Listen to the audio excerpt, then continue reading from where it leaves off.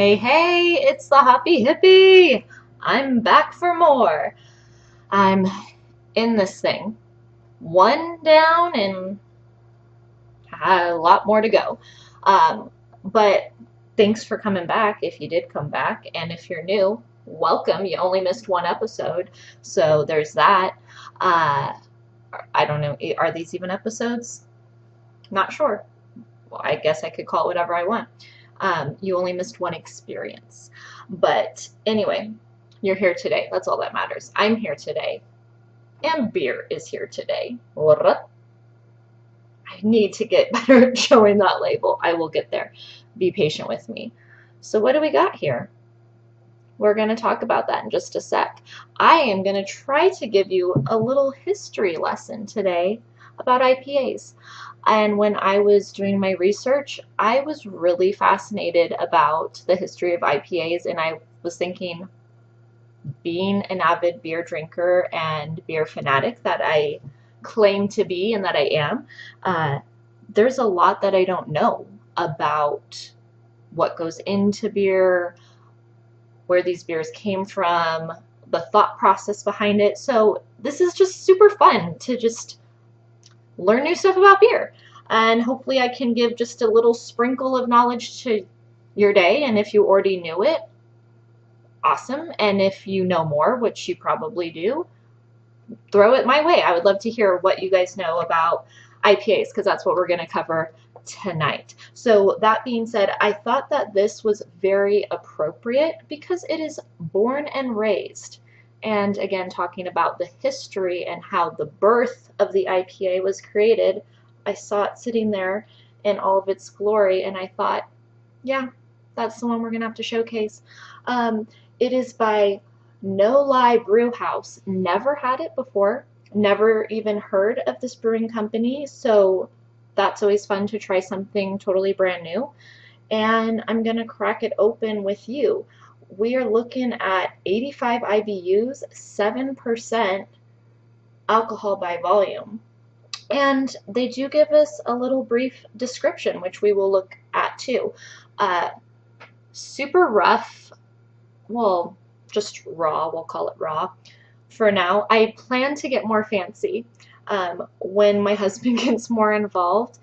We're going to make things a little fancy where we'll like just zoom in on the labels, and I don't want to tell you all of our tricks, but it's going to get better and not just the me show all the time. But anyway, right now you just get me and all of my glory. Beers brewed with no boundaries. So Washington beer, of course, representing the Pacific Northwest. Born and raised is about knowing who you are and celebrating where you're from. This classic IPA combines the citrus and pine character of Washington-grown Cascade, Columbus, and Chinook hops with expertly crafted pale and caramel malts. Cheers to your hometown. I love that. I didn't even read that in the store. See, we just experienced that together. All right. So last time, I didn't have Bertha handy. Meet Bertha. She's busty. Yeah. She's solid. I mean, like, she's like solid. And this was a birthday present from my dear friends, Evan and Betsy. And those were my exact words when I opened Bertha, which is the name I just gave her based on her Bertha-ness. I told them, I was like, dang, she's busty and she's solid.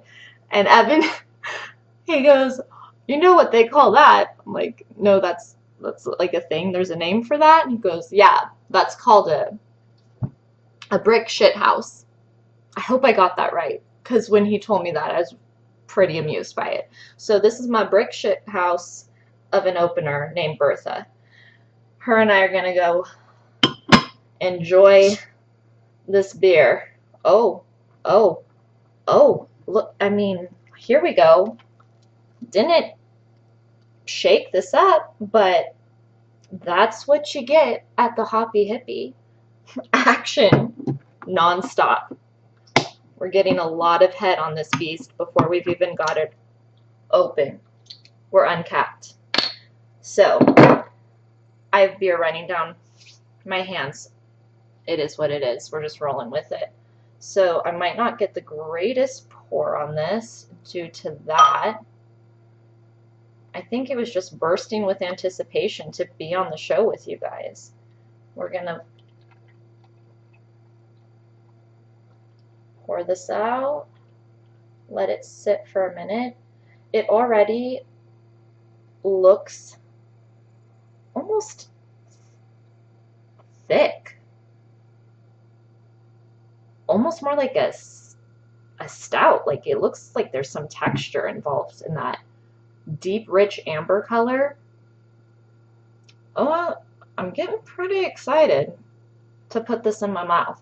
But before we get to the tasting,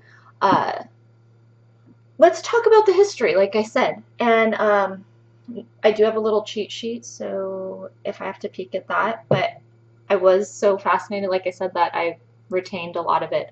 But my brain does fail me, especially the older I get. So that's fun. But what I gathered, IPAs were established in about 1780s. And an IPA stands for Indian Pale Ale. And why is the Indian in there? The reason is because British troops were stationed in India, and they were sending them beer, sending their boys beer, and it was a 6-month process to get there. And by the time it got there, the beer was nasty. It was gross. It wasn't holding up. So brewers had to get creative. One in particular, George Hopkins, can't guarantee I'm saying his name right, but he brewed with a lot more hops and alcohol because both of those things act as preservatives. So he figured maybe the beer will preserve better if I add more hops and I add more alcohol. So he gave it a whirl. Not only did it last to get to that 6-month journey to India, the beer got better. So as it was fermenting, or I don't know, just like having a little party in that barrel for 6 months, it got tastier. Boom, IPAs were born, Indian Pale Ales. So thank you, British brewer George, for gracing us with this amazing experience that is the IPA, because me personally, that is my favorite beer. It seems to be America's favorite craft beer, the most popular that I've seen around here at least. I also have some fun facts for you, but let's taste, because I can't just look at this beauty and not throw it down the hatch. So cheers to you. And I want to know you. Like, are you guys hopheads? Are you hopsters? Are you just here to, like, I don't know, waste some time because you're bored, or because 99.9% of you are just my friends and family and miss me, because I miss you guys too? So hugs, hugs, hugs. But whoever you are, let's drink a beer. Or just watch me drink a beer, but I'm drinking the beer. Oh, wow. Yeah, there's a presence there.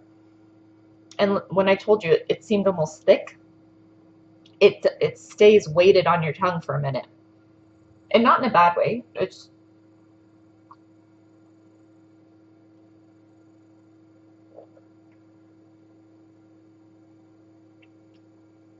a strong beer. It tastes like a 7% beer, because sometimes there's higher IPAs that I personally taste where you could have fooled me. I thought like maybe 5%, and then it's like, oh, 6.7%. But this kind of is not as disguised, if that makes any sense. Like I can tell that this is a strong beer. And I like born and raised, like, I don't know, it sounds powerful, it tastes powerful, it's all coinciding, it's all flowing, it's all flowing.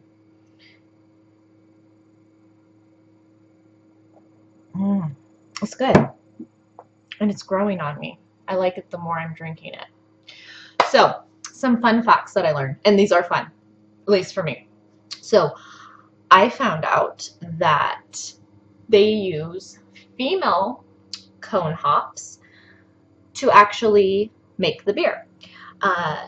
And they use the male cone hops to breed more hops, because with plants there's males, females. But I was just like, girl power, yeah, you know, hell yeah, they use the females to brew the beers. It just made me like kind of happy inside. So I found that really fun. Another thing that I found fun was that America grows the largest variety of hops out of anywhere in the world. And out of all of that, especially here in the Pacific Northwest. So I don't like mean to keep boasting about us, but I feel like we're pretty awesome up here. So I thought that was another fun one.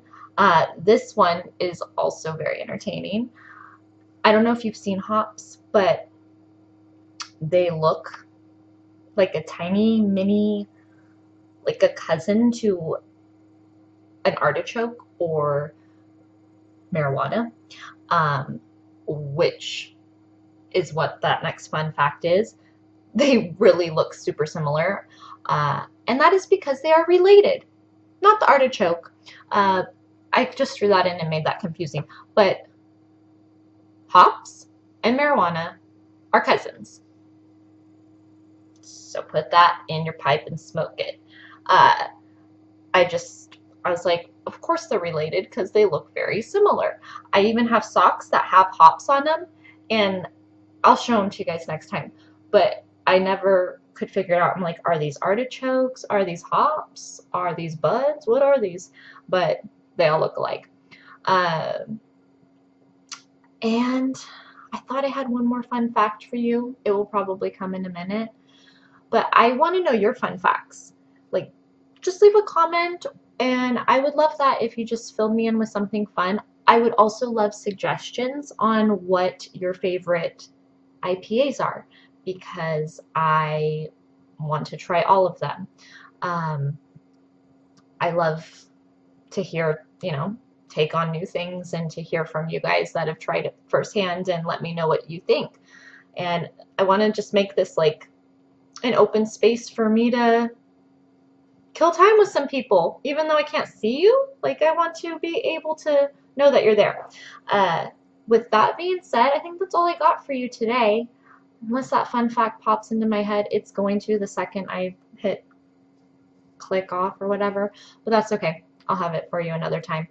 And it seems like I'm covering IPAs for now. And we'll switch up, especially as we're going into summer. Things will lighten up. But I think you're going to see me again on Sunday, and we might do a little food pairing, and that should be fun. So stay tuned, and bottoms up. Cheers! All right, peace. Until next time, have a good one.